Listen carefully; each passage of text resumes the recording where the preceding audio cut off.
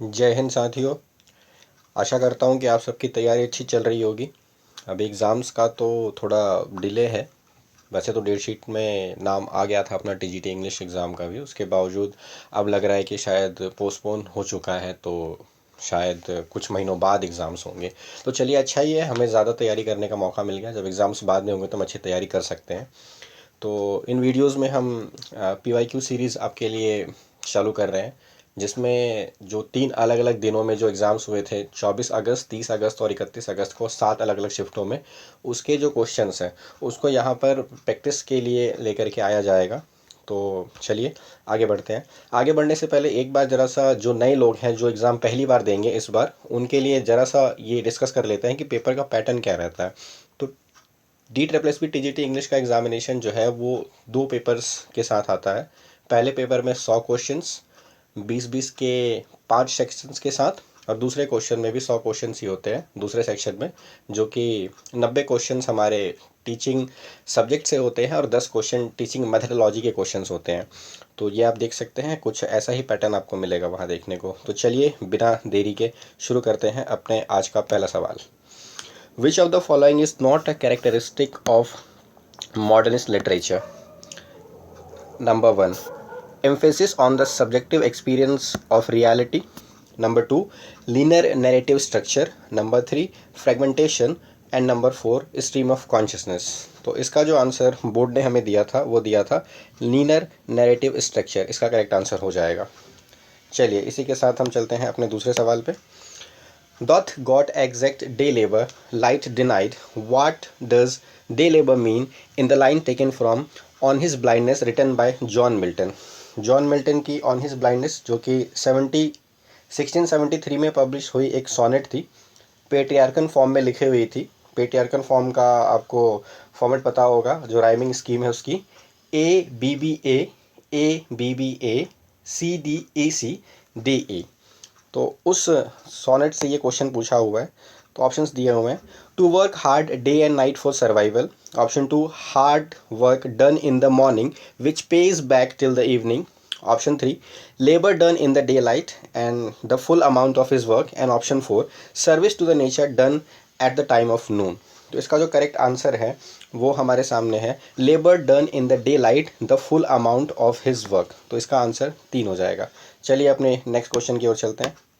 Third question, which of the following is not a work by Chaucer? इन कामों में से 3 तो चॉसर के हैं, एक नहीं है। कौन सा नहीं है? पहला ऑप्शन दिया हुआ है the legend of good women, the Canterbury tales, sir Gawain and the green knight and Troilus and Criseyde. तो इसमें जो करेक्ट ऑप्शन हमारा जो हो जाएगा वो होगा हमारा option 3, sir Gawain and the green night. ये वर्क चौसर का नहीं है। अदरवाइज ये तीनों work, the legend of good women ये समवेयर 1386 से 1388 के बीच लिखा गया था। कैंटरबरी टेल्स को आप जानते हैं 1387 से स्टार्ट होकर के चौसर की डेथ तक 1400 तक ये चला था, जिसमें कि टोटल 24 शॉर्ट स्टोरीज़ हैं। और sir Gawain and the green night है, ये अननोन ऑथर के द्वारा लिखा जाता है, या फिर माना जाता है कि पर्ल पोएट थे कोई, उन्होंने लिखा था। और ट्रोलियस और क्रिसेड ये भी चौसर का ही वर्क है। तो चलिए चलते हैं हमारे नेक्स्ट सवाल की ओर। What are Shakespearean sonnets commonly known as? Option A, Elizabethan sonnets. Option B, Reminiscence sonnets. Option C, modern sonnets. या ऑप्शन 4, लव सॉनेट्स। इसका जो बोर्ड ने आंसर दिया है वो एलिजाबेथन सॉनेट्स है, यानी कि ऑप्शन ए करेक्ट हो जाएगा। इसके साथ ही साथ शेक्सपियरियन सोनेट्स को इंग्लिश सोनेट्स के नाम से भी जाना जाता है। अब आपसे एक सवाल है कि आप total number of sonnets written by Shakespeare, ये कमेंट में आप बताएंगे। Total number of sonnets Shakespeare ने कितनी लिखी थी, ये आप कमेंट में बताएंगे। चलिए नेक्स्ट सवाल, पांचवें सवाल की ओर चलते हैं। Which of the given statement are true about the theme of Thomas Gray's elegy written in a country churchyard? तो ये जो है क्वेश्चन, ये बहुत लंबा चौड़ा क्वेश्चन है। हाँ, मैं ये आपको बता दूं कि 1751 में elegy written in a country churchyard, 1751 में ये लिखा था थॉमस ग्रे ने। तो ये सवाल आप पॉज करके पढ़ सकते हैं। इसका करेक्ट ऑप्शन आंसर जो है वो इसका 4 है। इसका मतलब ABDEFH ओनली, यही लाइंस करेक्ट हैं। बाकी इसमें जो है वो लाइंस उससे मैच नहीं करती हैं। तो इस सवाल को मैं स्किप कर रहा हूँ। I won't read it because it will take a lot of time. तो टाइम तो वैसे भी कम है अपने पास। चलते हैं अगले सवाल की ओर। Question 6, the rape of the lock is entirely written by Alexander Pope in blank verse, heroic couplet, free verse या फिर पैंटम।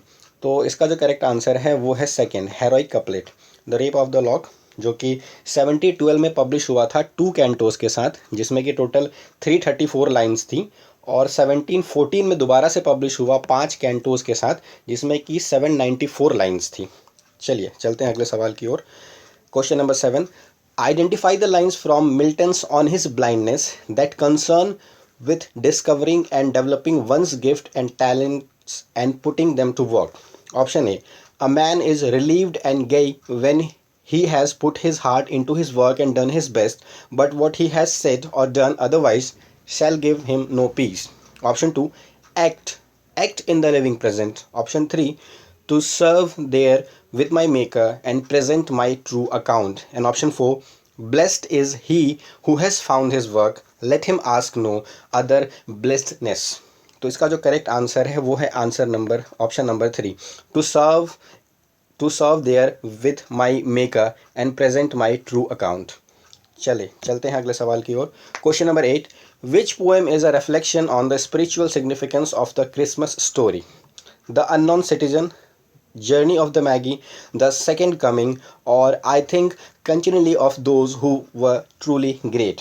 तो जो पहला है द अननोन सिटीजन, ये 1939 में W.H. ऑर्डन ने लिखा था। Journey of the Magi, it was written by T.S. Eliot, 43 line की पोएम है। The second coming is written by W.B. Yeats, William Butler Yeats, in 1999, और जो आई थिंक कंटिन्यूली है ये स्टीफन स्पेंडर का वर्क है। तो इसका जो करेक्ट आंसर है वो है journey of the Magi. This talks about a Christmas story. Okay, now we will move towards our next question, which is question number 9, Macbeth. How does Shakespeare explore the theme of guilt and its psychological effects? तो सबसे पहली बात, Macbeth जो कि first performed हुआ था 1606 में, 5 act play है। अब इसमें हम देखते हैं ऑप्शन क्या क्या है हमारे पास। By depicting how Macbeth's actions are solely driven by the witches prophecies with no room for personal choice. Option 2, through the unwavering confidence of the witches. Option 3, by showing the physical consequences of guilt on Macbeth's shoulders. And option 4, through the hallucinations and sleep walking experienced by lady Macbeth. इसका correct answer जो है वो है option number 4, through the hallucinations and sleep walking experienced by lady Macbeth. चलते हैं अपने 10वें सवाल की ओर। What manner of man art thou that signal made but now? Is this the hill? Is this the creek? Which literary device did S.T. Coleridge, Samuel Taylor Coleridge use in the above lines taken from the Rime of Ancient Mariner?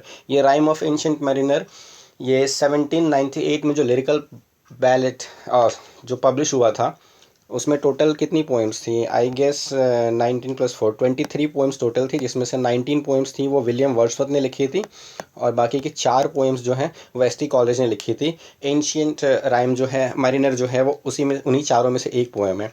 तो इसमें पूछा हुआ पहला रिहेटोरिकल question है, simile है, इंजैबमेंट है, या symbolism है? इसका करेक्ट आंसर रिहेटोरिकल क्वेश्चन है। Rhetorical questions are such questions which we just ask to make some point, we don't actually want their answers. बाकी आप सिमिली जानते हैं, जहाँ लाइक और एज को यूज़ किया जाता है। इंजैबमेंट वो लिटरेरी डिवाइस है जहाँ कंटिन्यू हो जाती है अगली लाइन में बिना किसी पंचुएशन मार्क के। और सिंबलिज्म जब हम सिंबल प्रेजेंट करते हैं, like red rose is a symbol of love, white for peace, black for showing the enmity among others. तो चलते हैं अपने नेक्स्ट सवाल की ओर, जो कि question number 11, identify the poetic devices used by S.T. Coleridge in the following lines taken from the rhyme of ancient mariner. अभी एक क्वेश्चन आया था, फिर से क्वेश्चन उसी पोम से आ गया। The sun came up upon the left, out of the sea came he, and he shone bright, and on the right went down into the sea. यहाँ पे देखिए सन को ना क्या करा इन्होंने, ये ही बोल रखा है, एक यहाँ भी बोला हुआ, एक यहाँ भी बोला हुआ। तो basically we are giving the human qualities to biotic component. तो यहाँ पे पर्सोनिफिकेशन इसका आंसर करेक्ट हो जाएगा, एल्गेरी आयरनी सिमिली नहीं होगा। चलिए चलते हैं नेक्स्ट सवाल की ओर। Question number 12, match the themes of the works with their names. Moll Flanders, a modest proposal, the mourning bride, and the fatal sisters. तो इसका जो करेक्ट आंसर है वो है 2, फर्स्ट का सी, ए का सी।